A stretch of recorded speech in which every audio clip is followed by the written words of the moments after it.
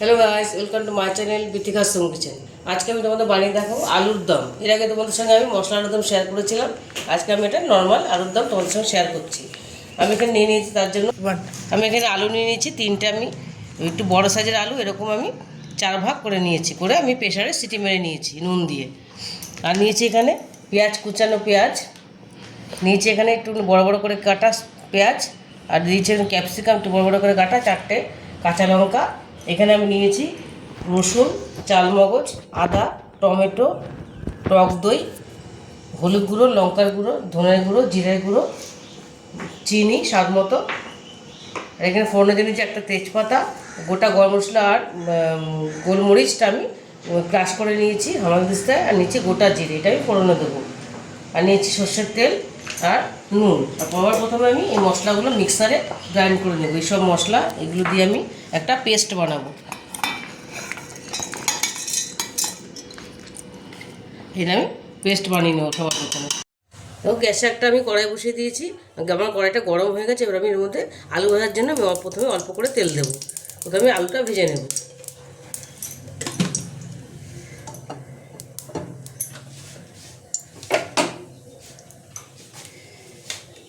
আলুটা আমি দিয়ে দেবো। এটা আমি হালকা করে ভেজে নেব, তাহলে খেতে ভালো লাগবে আলুর দমটা।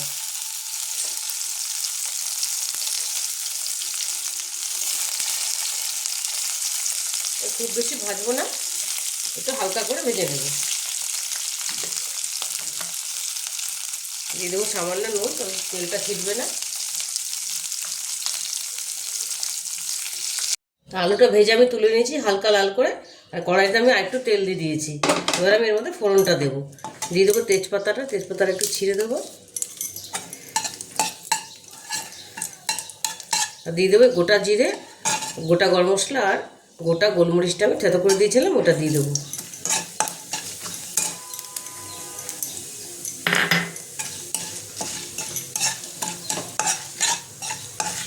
সুন্দর একটা গন্ধ বেরিয়েছে। আমি এমনি গুঁড়ো মশলাটা দেবো না, গরম মশলাটা আমি এই গোটা গরম মশলাটাতে সুন্দর একটা গন্ধ হয়ে যাবে, একটা সেন্ট হয়ে যাবে। দিয়ে দেবো কোচানো পেঁয়াজটা।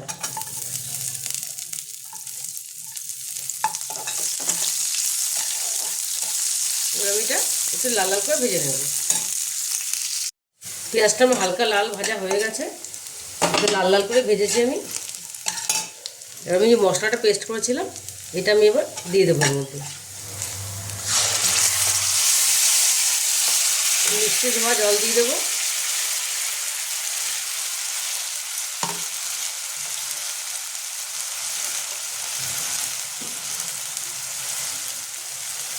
মিক্সি বাটিটা ধুইতে জল দিয়ে দিলাম।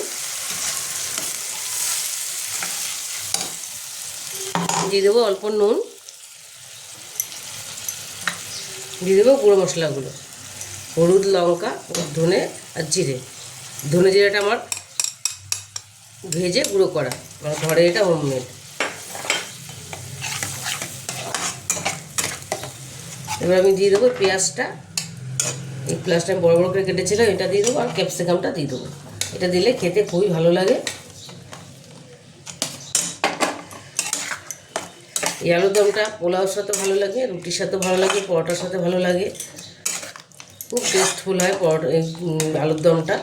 এবার এটা আমি একটু কষিয়ে নেব।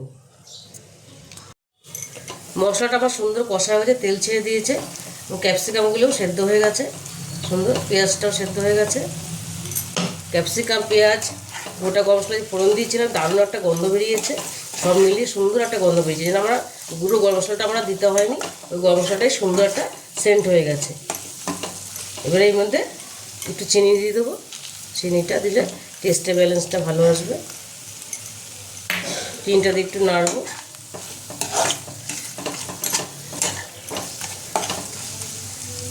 এভাবে আলুটা দিয়ে দেবো। ভাজা আলুটা দিয়ে দিলাম।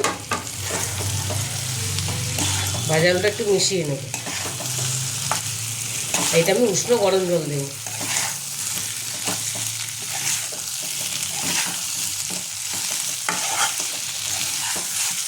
এই যে উষ্ণ গরম জলটা করে রেখেছিলাম, এই জলটা আমি এবার দিয়ে দিলাম।